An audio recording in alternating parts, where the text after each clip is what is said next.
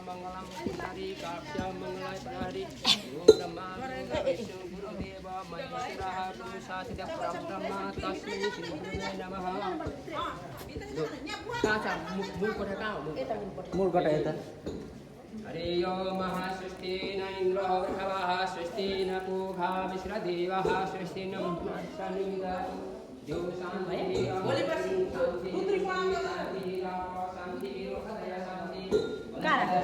कहाँ राख्ने भगवान चाहिँ कहाँ राख्ने उता पूर्वमा राख्नुपर्छ पूर्वपट्टि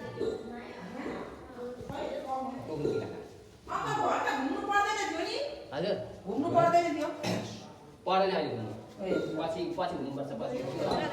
ध्वजः मङ्गलं हरि काक्ष्य मङ्गलाय प्रहरि ओम ब्रह्मा विष्णु गुरुदेव महेश्वरः गुरु साक्षात् परब्रह्म तस्मै श्री गुरुवे नमः काचा मूल कोठा कहाँ हो मूल कोठा यता हरे यो महासृष्टि न इन्द्रो वृषभः सृष्टि न पूषा विश्वदेवः सृष्टि न शनिदा जो शांति